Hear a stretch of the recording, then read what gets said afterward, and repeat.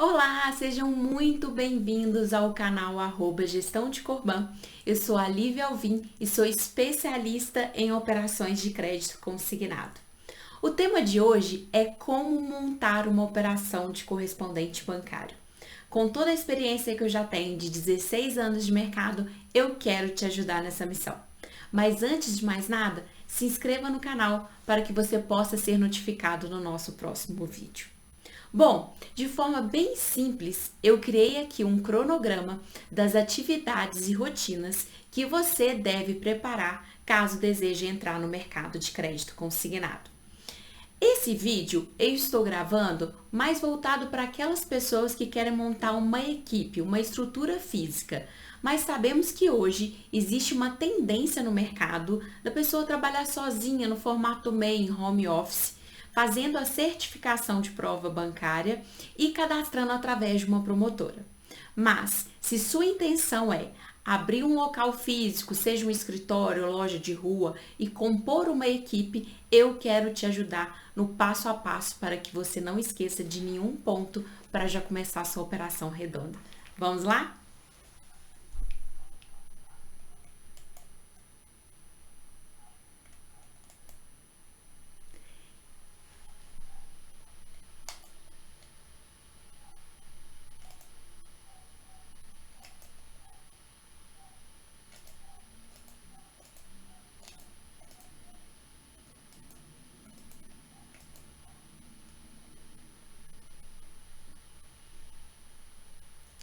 Então, aqui está um cronograma.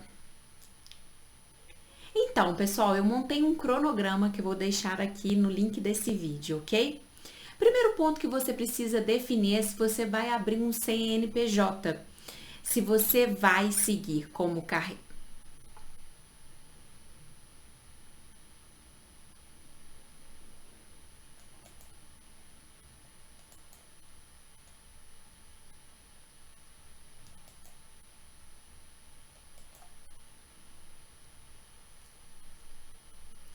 Então, essa é a planilha de cronograma que eu... Pessoal, esse é um cronograma que eu montei com os pontos-chave para você que deseja abrir sua operação. Primeiro ponto é você definir se você vai abrir um CNPJ. Uai, Lívia, mas eu não sou obrigada a abrir um CNPJ? Não. Hoje algumas promotoras, elas fazem cadastro de pessoa física e basta você ter a certificação bancária para que você consiga entregar a produção nas promotoras. Mas, se você deseja compor um time, te aconselho sim, claro, abrir um CNPJ e ele vai ter um KNAI específico para esse ramo de atividade. Algumas pessoas também hoje trabalham através do MEI, que é o Algumas pessoas hoje trabalham através do MEI, que é o microempreendedor individual e que também é uma opção para você. Depois de abrir o CNPJ ou você definir se vai seguir como pessoa física, você precisa providenciar um cadastro na promotora. A promotora é um correspondente grande que já tem convênio com os bancos e ela pode receber a sua produção. Ela vai te liberar login de usuário de digitação nos bancos e você poderá passar todos os seus contratos via essa parceria, ok? É preciso que você levante as principais promotoras do mercado para fazer o seu cadastro. Você pode entrar em contato através do site, fazer um cadastro inicial ou entrar em contato por telefone e eles vão fazer uma análise da sua produção. No caso, se você é novato no mercado, eles vão fazer alguns tipos de análise no seu cadastro de pessoa física ou pessoa jurídica para liberar o código dessa parceria. E aí então vem a parte de quê, pessoal? Infraestrutura. Aonde que eu vou alugar? Eu vou colocar um ponto de rua, ou seja, minha loja vai ser uma loja física de rua, a minha loja vai ser em escritório. E eu já quero adiantar para vocês uma opinião minha, uma experiência que eu já vivi. Não preocupe em alugar locais com aluguéis altos, porque sejam pontos de rua, porque hoje o que vai fazer você vender é a sua prospecção. E essa prospecção através de alguns canais que eu também vou falar aqui nesse vídeo. Sabemos que aluguel de rua são altíssimos E se você for depender a sua produção dos clientes que só entram porque estão passando na porta da sua loja, não é a realidade de hoje. Hoje, a forma mais eficaz de vender é nós fazendo um telemarketing direto ou uma prospecção direta através de um contato que seja de uma ferramenta. Pode ser discador automático, envio de WhatsApp, SMS, através do embalde marketing, você impulsionando no Google, no Facebook. Então não preocupe. Hoje, acredito que uma das melhores opções é você alugar um local em um prédio, escritório, que é segundo andar, terceiro andar, mas que os aluguéis já são bem mais em conta. Definido a infraestrutura, e você vai mapear quantos computadores você vai precisar, quantos telefones, ou se o PABX vai ser na nuvem, uma impressora ou aluguel de impressora, você vai montar uma rede para que esses computadores tenham conexão entre si, comprar cadeira, ar-condicionado, layout da sala, se vai ter adesivação. Tudo isso envolve a parte de infraestrutura, ok? E aí você tem que pensar na seleção do vendedor. Quantas pessoas você vai começar no seu time? 2 vendedores? 3? 4? Qual que é o seu fluxo de caixa e o seu capital que você tem disponível para iniciar essa operação? Aconselho você começar no mínimo com umas 3 pessoas, pois sabemos que nem todos irão se identificar com a profissão e com a vaga. E pode ser que com um mês ou a pessoa desista de continuar ou você mesmo perceba que aquela pessoa não tem o perfil que você está procurando. Agora, se você só começa com uma pessoa, você treina, capacita, dá direcionamento, se ela desistir, você passa a ter ninguém. Mas isso tem muito mais a ver com o fluxo de caixa que você tem disponível e com o plano de ação que você tem pensando no crescimento da sua empresa. Definido a seleção do vendedor, quantos candidatos você vai contratar, você precisa definir o regime de contratação. Entre eles, você pode contratar estagiários, você pode contratar através do regime de CLT, que é carteira assinada, ou até mesmo através de MEI, firmando uma parceria com assinatura de contrato de pessoa jurídica com pessoa jurídica, lembrando que a legislação da contratação MEI precisa ser muito bem seguida para que ela não se confunda com CLT e você não corra nenhum risco de jurídico, né, nessa parte.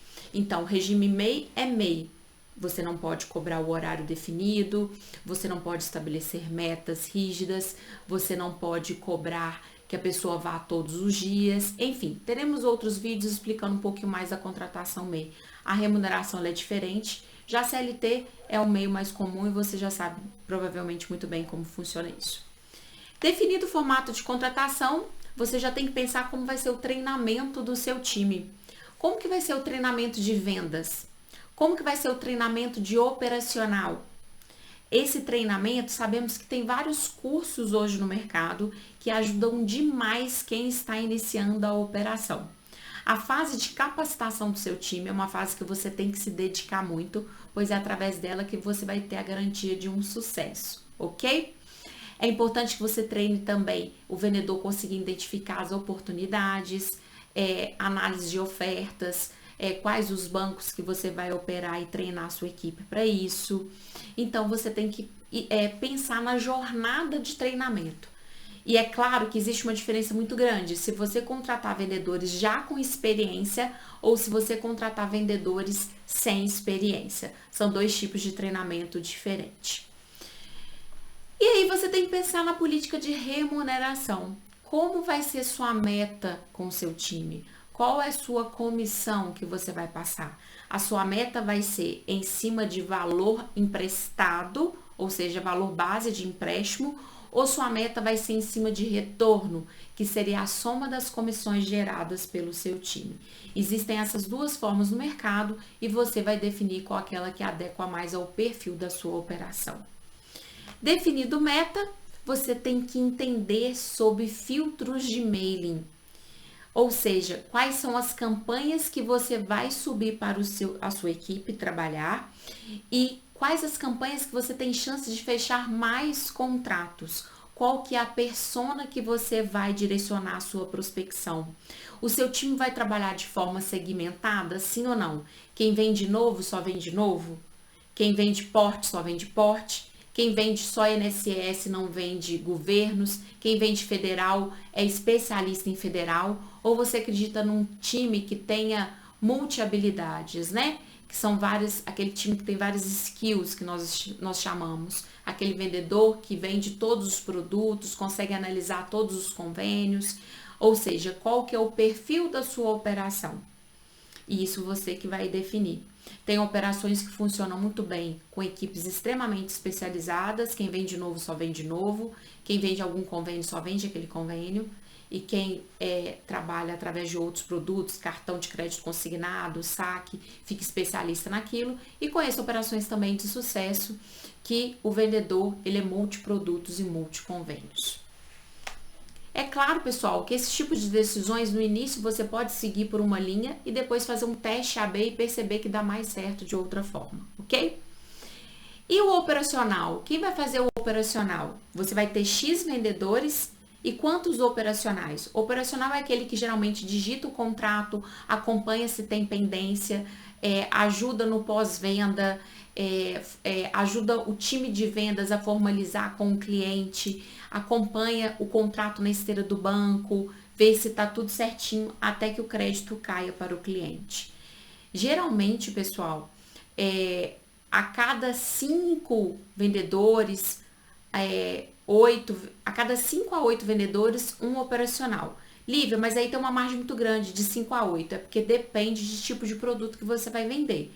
Se você focar muito em contrato novo, que é o produto mais rentável, a digitação ela é rápida e o pagamento é mais rápido. Então, você pode tranquilamente ter um operacional para 8 vendedores. Agora, se você for produzir portabilidade, em que o fluxo dessa proposta é muito maior e tem fases distintas, dependendo da quantidade de portabilidade que você faz, um operacional para 8 vendedores pode ser pouco. E isso você vai ter que mensurar. À medida que a produção for entrando e que o nível do operacional esteja começando a gerar gargalo, você precisa avaliar a possibilidade de aumentar a equipe operacional. Hoje em dia, com a formalização digital, é muito comum que o próprio vendedor digite um contrato novo, que é uma digitação muito simples, com o cliente na linha. Mas isso também você vai precisar desenhar a jornada da proposta dentro da sua empresa. Selecionado o operacional, você tem que pensar no treinamento dessa pessoa que vai assumir o seu operacional. Ela já é alguém de mercado? Ela é alguém que já conhece do sistema dos bancos? Se você está iniciando no mercado, te falo que contratar uma pessoa que já entende de operacional vai te ajudar muito nesse início e vai fazer toda a diferença. Ter pessoas no time que já conhece do crédito consignado vai ajudar muito na curva de aprendizagem. Vai ajudar muito na curva de aprendizagem do seu time, ok? E depois, quem que vai fazer o administrativo e financeiro? É normal que quando você abre uma empresa pequena, que o gestor no início ele seja o gerente comercial, faça também um pouquinho do operacional, faça financeiro. Eu mesmo fui assim. Quando eu iniciei minha operação em 2014 com 5 pessoas, eu fazia o comercial, eu fazia o operacional, eu fazia o financeiro. À medida que a produção foi crescendo, eu fui contratando uma pessoa só para o operacional, depois eu contratei uma pessoa só para o financeiro e fiquei com a parte que eu amo, que era lidar com o comercial e com a equipe de vendas. É importante que você saiba que você precisa fazer uma certificação bancária. As mais conhecidas no mercado é a ANEPS e a FEBRABAN. Porém, a que eu indico é a ASBAN-DF. Ah, Lívia, mas quem mora em outro estado pode fazer? Pode. Por que eu indico essa? Porque, na minha opinião, as perguntas que caem nessa prova fazem jus ao nosso trabalho. São perguntas do dia a dia de quem faz negociação com o cliente ou quem trabalha com produtos financeiros. A FEBRABAN e a ANEP são perguntas de um nível maior de dificuldade. Algumas não fazem nem sentido para aquela pessoa que trabalha no correspondente bancário. As BAN-DF são 40 perguntas, você precisa acertar 70% da prova e eu posso te garantir que se você conhecer de CDC, de negociação de produtos financeiros de um modo geral, você vai conseguir passar nessa prova. Bom, com o time pronto, infraestrutura pronta, você já precisa pensar em solicitar os seus usuários de digitação no banco. Se você cadastrou numa promotora, essa promotora vai ter um processo de como você solicita os usuários, ok? Para que você possa digitar suas propostas no sistema do banco. Tem também usuários de consulta à margem de convênios. Então, se você for produzir, por exemplo, um governo específico, você pode avaliar com a promotora se ela libera usuário de consulta à margem daquele convênio. É importante que você tenha certificação e que cada pessoa do seu time tenha certificação, porque somente pessoas certificadas podem solicitar usuários de bancos. Lembrando que temos aí no mínimo 10 grandes bancos que trabalham no mercado. E aí você vem para a parte da escolha de sistema de CRM. Você precisa ter um CRM na sua operação.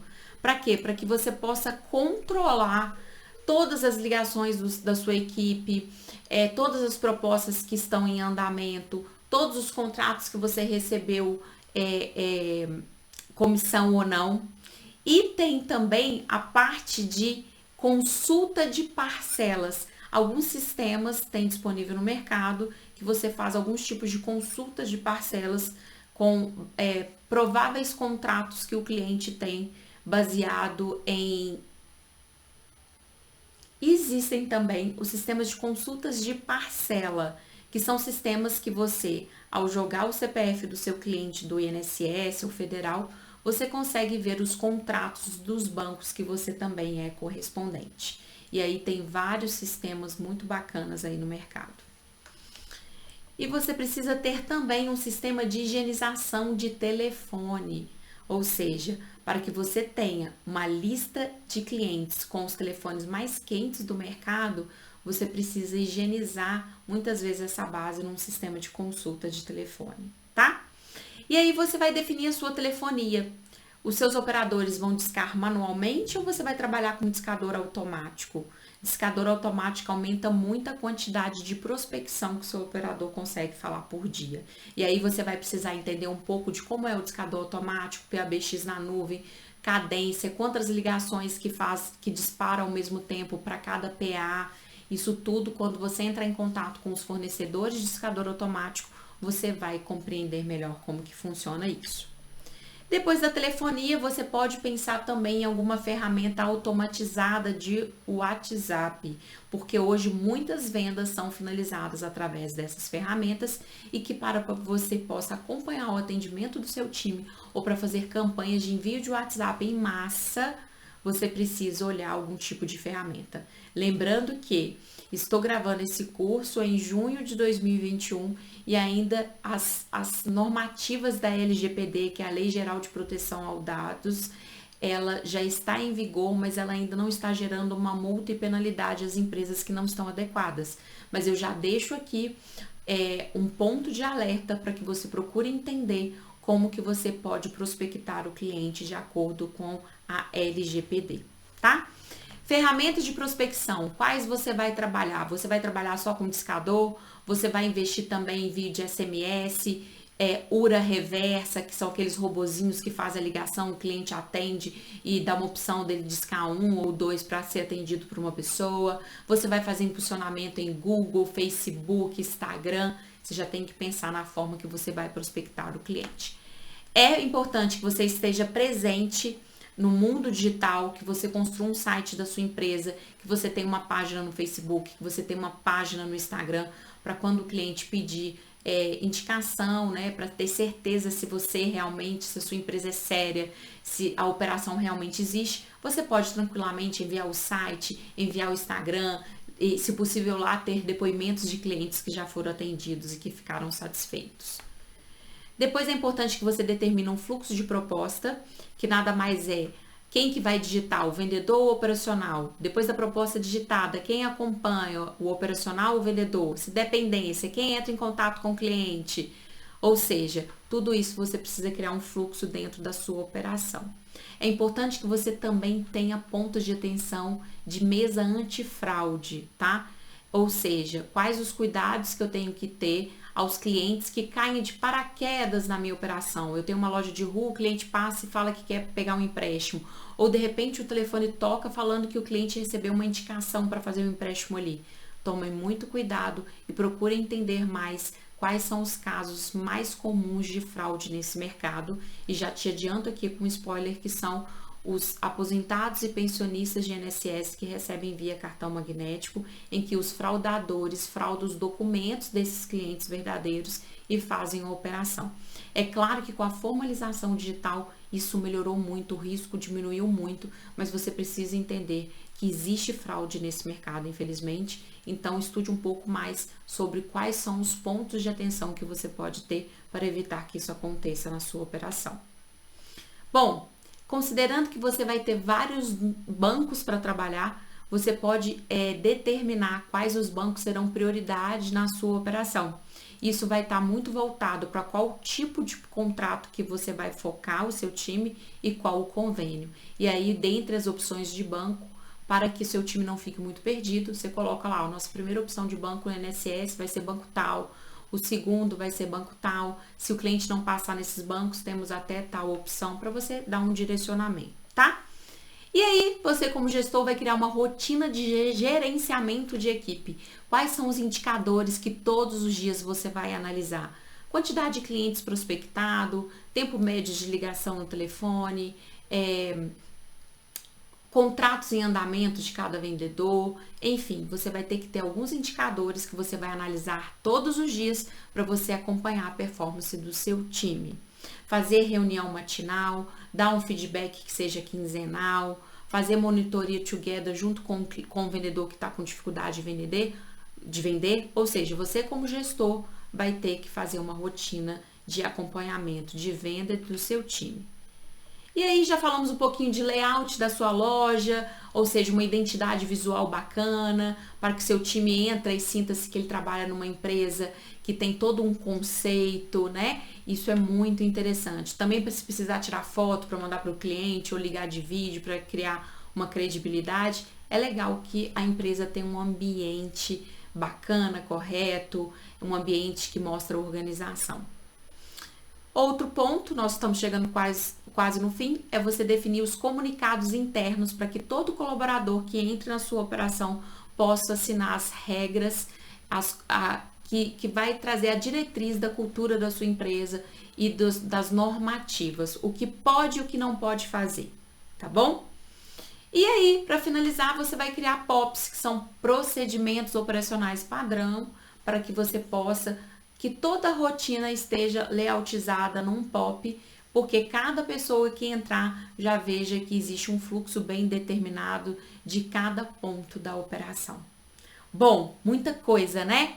Mas eu tenho certeza que se você for seguindo esses passo a passo, você vai iniciar sua operação sem esquecer de um detalhe. Espero de coração que eu tenha te ajudado e até o próximo vídeo.